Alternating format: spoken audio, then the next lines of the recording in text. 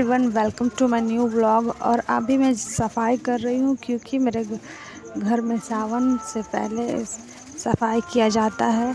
तो हम लोग का जैसे कि कपड़ा का छप्पर है तो हम लोग को सफाई करना पड़ता है झाड़ू से झाड़ के। तो क्योंकि सामने मेरा किचन है, जो आप उस साइड वाला जो देख रहे हैं जिधर से लाइट आ रहा है उधर मेरा किचन है। तो और यहाँ पर सामने ही पंखा है, तो हम लोग जो भी खाना बनाते हैं तो सबका एयर जो है अंदर ही आ जाता है। तो उसमें इतना सारा धूल कचरा सब जमा हो जाता है। तो हम लोग दिवाली में तो 100% सफाई करते हैं, लेकिन सावन में हम लोग उसका 50% सफाई ज़रूर करते हैं। क्योंकि हम लोग घर में तो सावन सावन शुरू होते ही अदरक लहसुन प्याज ये सब भी नहीं खाया जाता। तो इसीलिए घर को अच्छे से पहले डस्टिंग करना पड़ता है, डीप क्लीन करना पड़ता है। तो वही मैं कर रही हूँ। और ये मेरे बेटे का गुच्ची का बैग जो मैंने अभी आप लोग को दिखाया। तो इस साइड मेरा आप पंखा भी देख सकते हैं। और ये दीवार तो ज़्यादा हाइट तो नहीं है मेरे घर की, तो मैं पलंग पे ही चढ़ के पूरी सफाई कर रही हूँ। और अभी दिन के 11:30 बज रहे हैं।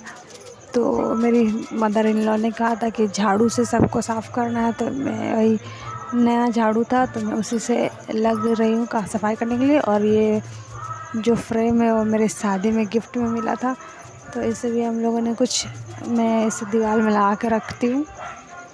फिर उसके बाद पंखा की सफाई करना पड़ेगा, क्योंकि पहले मैंने छप्पर झाड़ लिया था। क्योंकि फिर पहले पंखा की सफाई करने से उसमें तो धूल बैठा ही रहेगा, तो पहले छप्पर झाड़ने के बाद फिर दीवार झाड़ने के बाद फिर लास्ट में पंखा को साफ़ कर रही हूँ। क्योंकि उसमें भी बहुत सारा धूल जम जाता है, उसको हर 15-20 दिन में मैं साफ़ करते रहती हूँ। ऐसा नहीं कि 6 महीना में एक बार कर रही हूँ।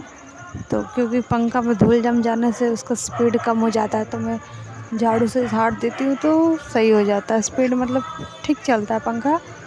और सफाई नहीं करूँगी तो खूब सारा उसमें जम जाता है कचरा, तो पंखा का जो हवा कम ऑन होने लगता है।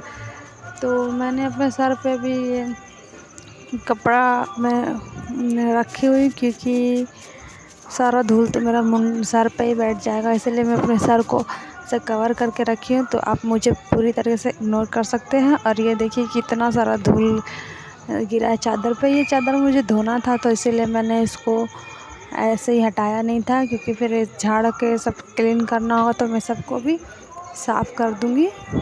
तो मैं चादर को हटा दूँगी, इसलिए देखिए कितना कचरा निकला है।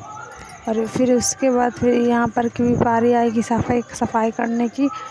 और फिर मैं चादर को निकाल रही हूँ, क्योंकि चादर में आप लोगों ने देखा कि कितना ज़्यादा गंदगी है, तो उसको पहले हटा लेती हूँ। और फिर पसीना भी बहुत हो गया था, क्योंकि पंखा बंद करके मैं सब सफाई कर रही थी, तो गर्मी भी बहुत लग रही थी। तो अभी तो जैसे कि धूल झाड़ने का काम ख़त्म हो गया, तो इसलिए मैंने सर से अभी अपना कपड़ा हटा दिया है। और फिर उसके बाद मैं चादर हटा रही हूँ। चादर हटा कर मैं गद्दा में एक बार कपड़ा से झाड़ लेती हूँ, तब देख सकते हैं कि कितना पसीना आ रहा है।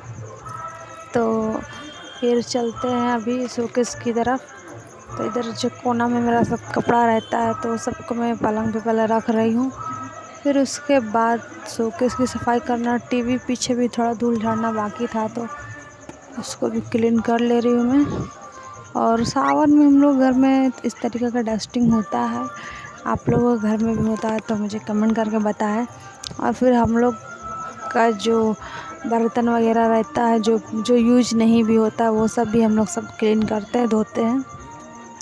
तो वो सब तो मेरी मदर इन लॉ ने धो लिया था, और मेरा काम था घर का सफाई करना, तो मैं वही सब सफाई कर रही थी। और ये लाइट है इमरजेंसी लाइट, जो कि लाइट कभी कभी चल जाने पर हम लोग इसका इस्तेमाल करते हैं।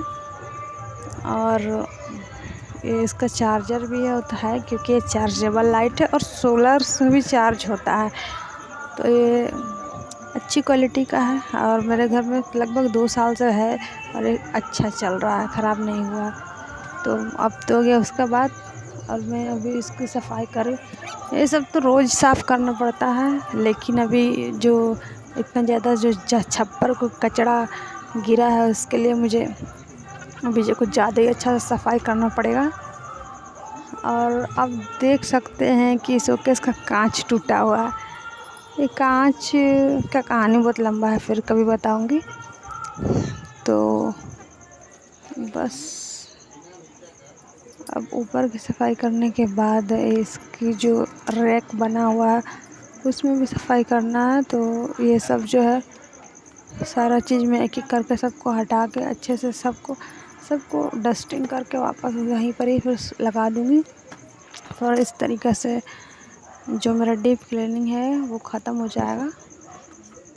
तो उसके बाद अब इसमें क्या क्या जो सामान है उसको अच्छे से डस्टिंग करके फिर वहीं पर अरेंज करके मैं रख दूँगी।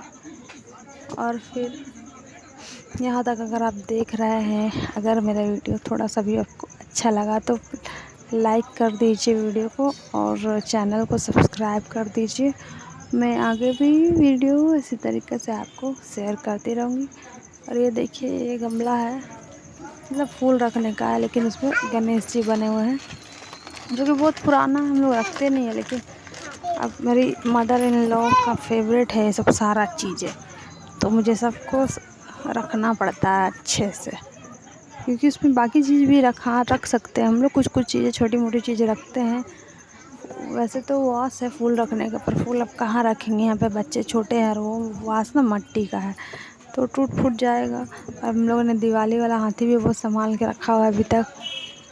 और यही सब जो सामान होता है